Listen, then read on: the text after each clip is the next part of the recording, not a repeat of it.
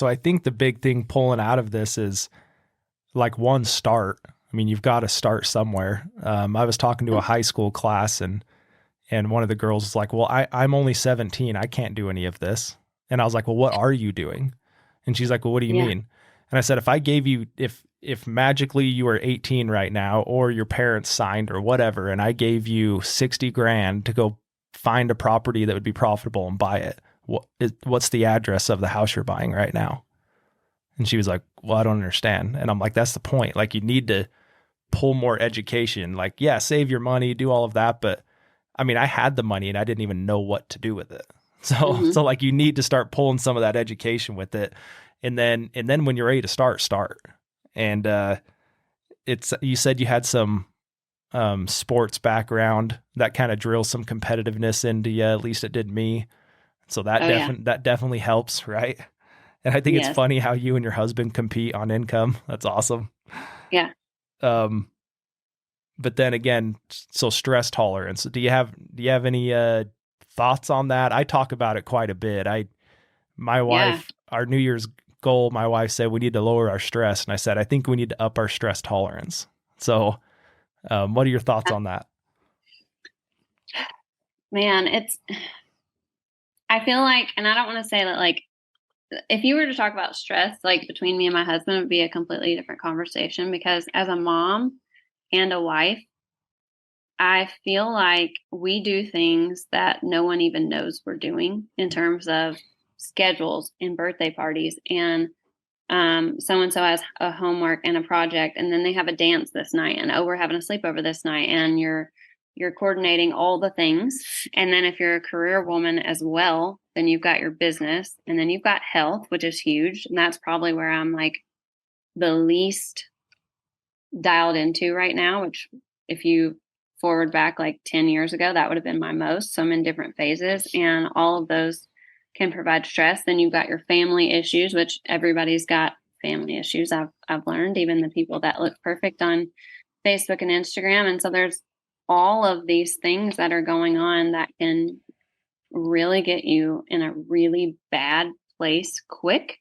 I think the way I build my stress tolerance has been personally my faith, because I couldn't do it without it. And so even if you're not in a spiritual place, just believing in something bigger than you or higher than you, and not trying to control everything, I think that can build up your stress tolerance. But on the flip side, like when you are a very driven person, you keep trying to add things. So a recent story that I've had is I tried to take on this job, and it was definitely a job where you're trading time for money because I was good at it and it could give our family a lot more money.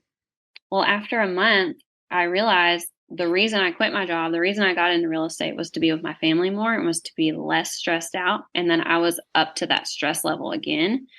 And it was probably more responsibility than I've had before. So it wasn't like it was just an extremely stressful situation, but for my life, I wasn't getting out of it what I had designed. I had designed my life to do things where I have a flexible schedule, to take my kids where I wanted to pick them up, to spend time with them. And now I'm doing this job trading money again. And I was right back where I was. So I think you just have to set boundaries and then check in on your stress level, even monthly. Yeah, I've got a couple things I want to get to, and then we can shift gears into quitting the rat race. I think there's Okay. something you want to talk about with that, right? Like, am I dreaming that or? Yes. I'm like, Okay. it's like my big thing. Okay, that's what I I could shout thought. it to the rooftops. Um, so something that people ask me a lot, and I wouldn't even consider myself a real estate investor. Like, I'm trying to be, but I'm not even sure I'm there yet. You're Um, not giving yourself enough credit. well, like I said, ask me in a couple years and I'll tell you. Maybe it's because I don't view myself as a successful real estate person because I I think don't have it's enough because time you in. need to meet with your coach more. I know. I thought about that today. So she has an open schedule, or you have. I guess I'm talking to the audience now. So like Emily has an open schedule to do coaching calls. And I'm like, okay, I'll pull something next month. And we did it one time And I think it took me a couple months to even really, but I was right in the middle of the California property when I Yeah, signed up. you are. And so I mean, if I wasn't driving somewhere, I was working or I was sleeping. That was it for 3 months. And so I finally was home for a weekend, I think, or a couple days, and got on the phone call with you, got on Zoom with you, and I haven't done it since. So, and Calling you out it's live not here, you. just so It's you'll not have to you. do it.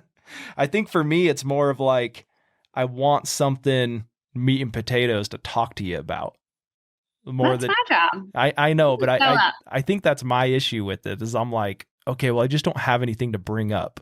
But I think more, and I'm realizing this right now, the more we've talked today, that like it would be extremely beneficial for me just to get on a phone call and talk with you. You know, Yep. and it doesn't have to be like, so there's a 3-2 over on Madison Avenue that I want to, you know, like I don't even think Yep. it's that. I think I just need more positive reinforcement of everything else.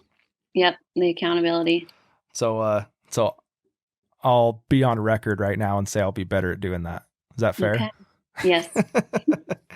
Okay, so when you were talking, and I've heard you talk before about your other deal, and then this one was both from an investor, right? So they kind of had that background knowledge of investing, real estate investing, expenses, income, trying to make money, cash flow, right? Do you think that's easier or harder to walk an investor through purchasing a property from them? Easier. Easier. Okay. A lot easier, yeah. Because when a person's selling their individual, like their home, it's really emotional. You know, they've lived there or their grandparents owned it. You know, their child was born in it. And most of the time people are going from one house to another. So they need that money to go to the next. And they're stressed and they're showing their home every day and cleaning it. And it's, you know, that's kind of a stressful situation. So they just want, and they're most of the time using a real estate agent. So they want and they need help. They need someone else to do that for them. So when I do talk to an investor, it is a lot easier. I actually target properties, even single family homes. I will target ones that I know they are owners of multiple properties because they've done it before.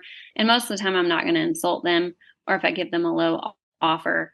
And I always show, like, if I give them an offer less than what they want, I tell them why and I show them why. And usually that's an easier conversation because they get it. They've been a landlord before. Yeah, no, it totally makes sense. And you do more, or maybe not more, but you've done commercial deals. And like, I haven't Yeah. even really looked at that yet. So it's like most people that have commercial deals most likely are investors, I would imagine. Yeah. And you can get more creative on them. Like I love the commercial space because you can get really creative with it and you can bring in, you know, potential income versus what's in there now. And you can show what you're going to do to the property or how you're going to change it. There's just lots of different things you can do with it. Yeah.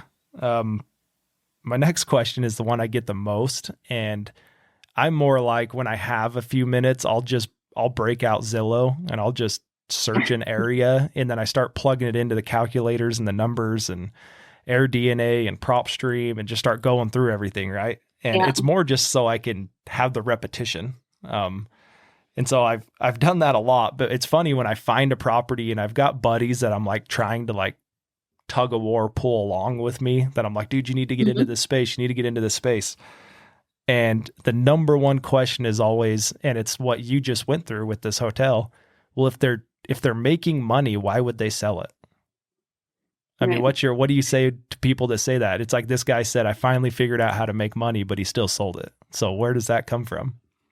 So a couple things. One of them is when we'll use the mobile home park that I talked about on the real estate investing podcast. Just to give a brief overview, I got seller financing on that. The best part about that for them is if you look at the income, sometimes they will either get close to what they're already making or more by being the bank instead of the owner. So they go from being a landlord where they're actually personally getting the calls because they didn't have a property manager because they've owned it forever and they've managed it themselves forever. So they're going from getting calls, collecting rent, chasing down people, calling the maintenance man, mowing their own lawn, all of that, and they're getting a certain amount of money each month, to, hey, will you sell this to me? And instead of me paying the bank a mortgage each month, I'm going to pay you that each month. And they're going to make that money. So they move from being the landlord to a lender. They're getting almost the same amount of money or more to do nothing. And then I'm taking over the property. I was going to pay that money to the bank anyway. Let me pay it to you instead. We're both making money.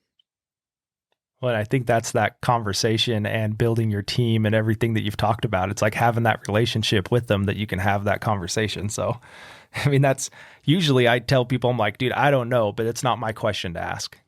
Like they're selling it. And like your stuff, we're talking about people that are off market and you're finding them, right? Like, I'm like, well, it's on Zillow. I don't know why. I don't care why. All I know is it makes money, you know? Yep.